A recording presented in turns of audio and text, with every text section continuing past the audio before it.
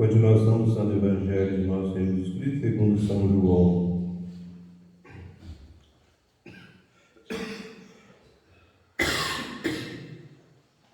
Naquele tempo, havia um oficial do rei, cujo filho estava doente, em Cafarnaum.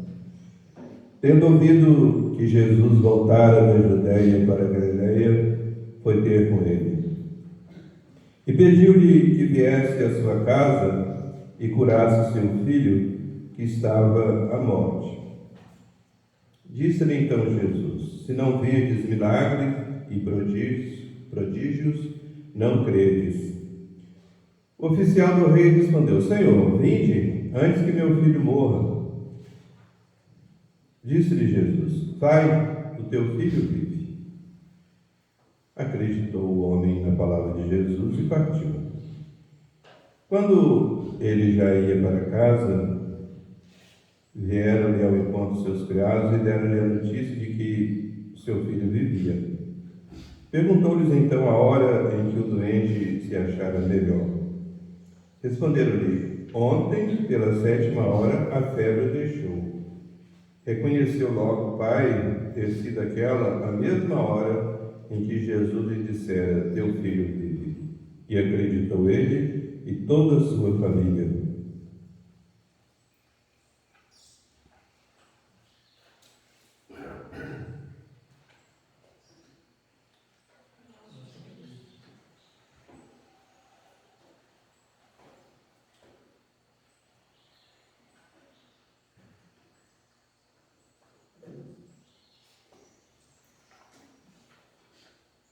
Pelo sinal da Santa Cruz, livrai-nos Deus nosso Senhor dos nossos inimigos, em nome do Pai, do Filho e do Espírito Santo. Amém.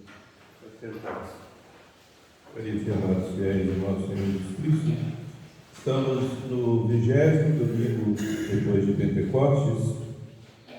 Vamos fazer as reflexões aqui do Missal Dominical Popular sobre o Evangelho. São João, capítulo 4, versículo 46 a 53. Um oficial do rei, sabendo que Jesus estava lá na Galiléia, foi procurar a Jesus para que Jesus fosse até a sua casa para curar o seu filho.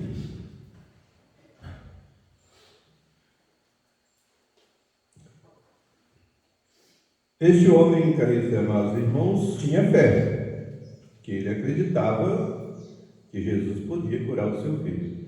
Mas era uma fé imperfeita, fraca, porque ele não acreditava que Jesus pudesse curar o seu filho de longe. Um seu conterrâneo, um oficial do exército, centurião, era comandante de 100 soldados, morava também em Cafarnaum. Esse homem tinha uma fé muito mais firme, porque quando Jesus disse que ia à casa dele para curar o seu servo, ele disse: não, Senhor, nem é preciso o senhor ir. Daqui mesmo, só fala uma palavra e lá em casa o meu servo fica curado. Então a fé do centurião era muito mais firme, muito mais perfeita do que a fé desse oficial do rei. Mas Jesus não desprezou essa fé, procurou fortificá-la, cumprindo-se aqui, assim aquela profecia sobre o Messias. O Messias não vai quebrar a cana que já está rachada, nem vai apagar a mecha que está fumegante. A fé desse homem era como uma cana trincada, fraca, né? Era como uma mecha que já estava quase se extinguindo. Só fumaça, fumegante. E Jesus procurou fortificar essa fé. E disse para o homem assim: se você não vê milagre, você não acredita.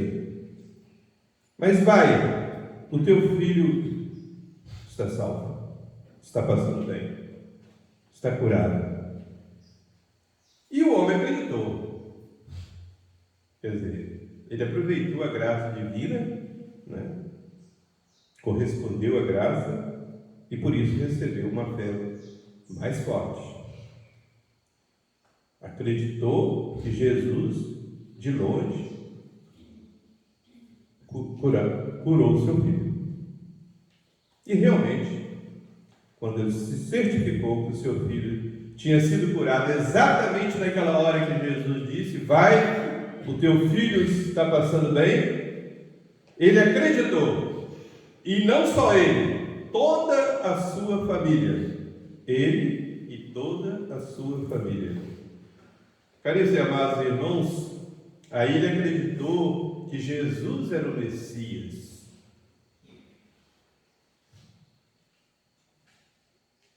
E não só ele acreditou, toda a sua família. Vamos ver aqui as reflexões que faz o Missal Dominical sobre este exemplo. O régulo, ou oficial do rei, tem fé no poder de Jesus, mas ainda é imperfeita a sua fé. Pensa que Jesus não lhe pode curar o filho se não for a casa dele. O mestre não despreza essa fé imperfeita, mas procura robustecê-la, curando o enfermo ausente. Ele creu, aquele homem acreditou, e toda a sua família. É a força do exemplo. Diz o Missal Dominical: se o chefe da família é bom cristão, católico praticante, dificilmente os membros da família deixarão de ser. Mas, se, por outro lado, o pai se mostrar indiferente e frio em matéria de religião, facilmente os filhos seguirão o seu exemplo. E a experiência nos ensina isso, né? A não ser que haja na casa uma mãe santa que consiga converter o esposo e assim converter também os filhos, como Santa Mônica, Santa Rita e Cássio.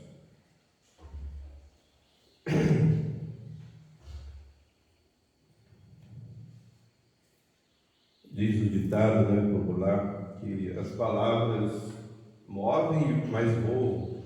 Os exemplos comovem, convertem e arrastam.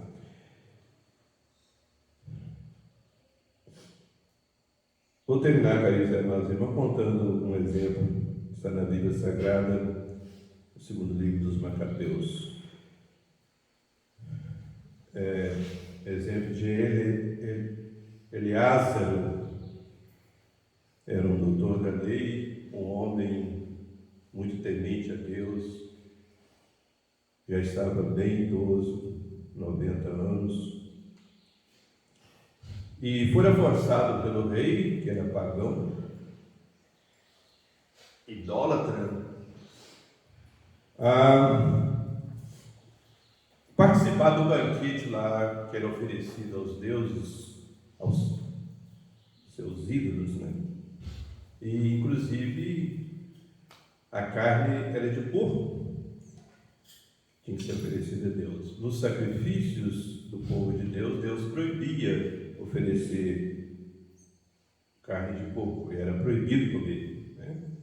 Depois do concílio de Jerusalém, feito pelos próprios apóstolos, foi permitido comer carne de porco. Mas naquela época era proibido, ainda mais sendo oferecido lá no banquete dos pagãos, né? Então, Eleázaro se recusou.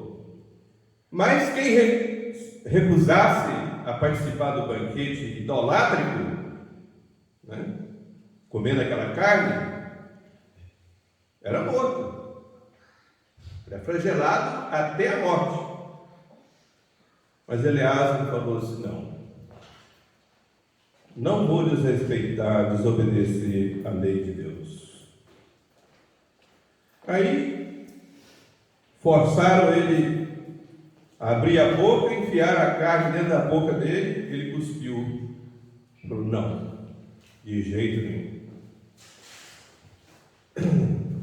Aí os carrascos, que tinham sido amigos dele algum tempo atrás, chamaram ele à parte e disseram assim: olha, nós estamos cumprindo a ordem do rei, mas nós queremos te livrar da morte. Faz o seguinte, você prepara aí a carne, as escondidas, aí a carne que você sabe que é permitida pela sua lei, e lá você finge que está cumprindo a ordem do rei, mas a carne não é a proibida por sua lei. Eleazar falou: não, tenho 90 anos, não vou dar um mau exemplo à juventude, de modo que os jovens vão achar que eu obedeci às ordens do rei e desobedeci à ordem de Deus. De modo nenhum. Prefiro morrer.